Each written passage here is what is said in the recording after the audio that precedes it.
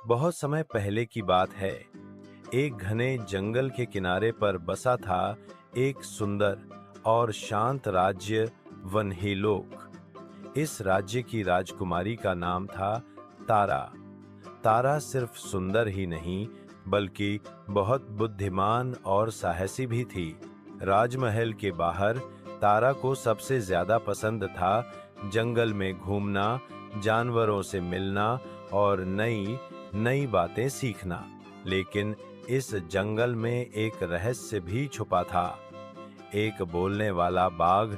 जंगल की पहली मुलाकात। एक दिन जब तारा अकेले जंगल में घूम रही थी, अचानक झाड़ियों के पीछे से आवाज आई, राजकुमारी, क्या तुम डरती नहीं हो यहाँ अकेले आने से? तारा क कौन? किसने कहा? झाड़ियों से बाहर निकला एक बड़ा, गंभीर और चमकदार आंखों वाला बाघ।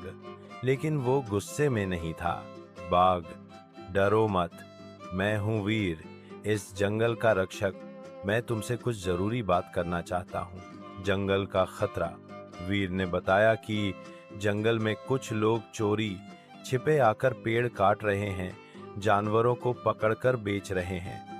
अगर ऐसा चलता रहा तो जंगल भी खत्म हो जाएगा और जानवर भी।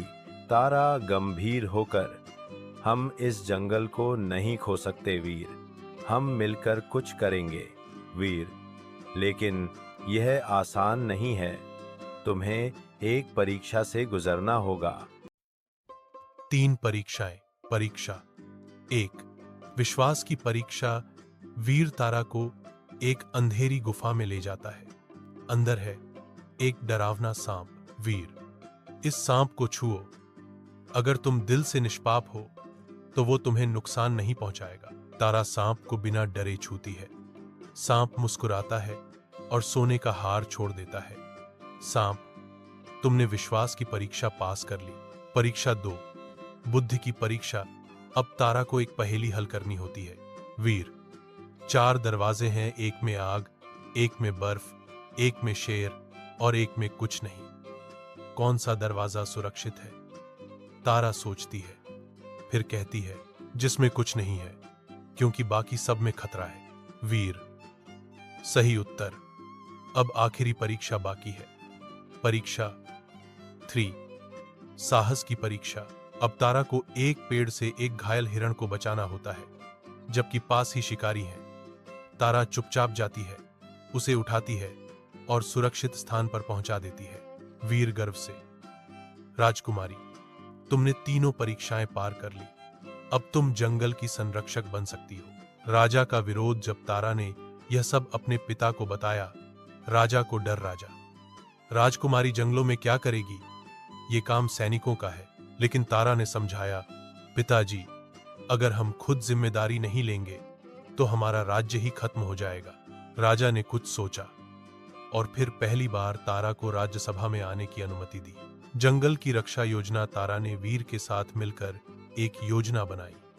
गांव वालों को जागरूक किया, छोटे बच्चों को जंगल की कहानियां सुनाई, सैनिकों को जंगल की रक्षा के लिए तैनात किया और सबसे महत्वपूर्ण, जंगल को संरक्षित क्षेत्र घोषित कर दिया गया। जादुई जंगल का उपहार। रात के पर्दे के नीचे जंगल जागता है, क्योंकि जानवर इकट्ठा होते हैं। उनकी आंखें चांदनी से चमकती हैं। एकता के स्वर में हाथी घोषणा करता है, राजकुमारी ने हमें बचाया, हमें उसे भी उपहार देना चाहिए। तोते की आवाज जंगल की सिम्फनी को भेदती है, हम उसे जंगल की सबसे बड़ी शक्ति देंगे, प्रकृति की भाषा को समझने का उपहार। तारा अब जंगल की सिम्फनी के साथ तालमेल बिठाकर घने पत्तों के बीच नए अंदाज से चलती है। वह जंगली जीवों से बातचीत करती है, उसके शब्द पेड़ों के बीच एक हल्की हवा की तरह बुने जाते हैं। तारा, सच्ची संरक्षक, अब जंगल के जीवंत हृदय के बीच आशा की किरण के रूप में खड़ी है। हरे भरे जंगल के दिल में वीर तारा के बगल में खड़ा है। उसका भाव गर्मी से उज्जवल है, क्योंकि वह कहता है, अब जंगल सुरक्षित है, क्योंकि इसका एक बहादुर दोस्त है, राजकुमारी तारा। तारा दृढ़ निश्चय से जवाब देती है, जो साहस, बुद्धिमत्ता और दयालुता से काम लेते हैं, वे वास्तव में दुनिया को बदल सकते हैं। हर बच्चे को तारा जैसा सोचना चाहिए। जैसे ही तारा मुस्कुराती है, वर्णन समाप्त होता है। तारा और वीर जंगल में शांति और सुरक्षा बनाए रखने के लिए मिलकर काम करते हैं।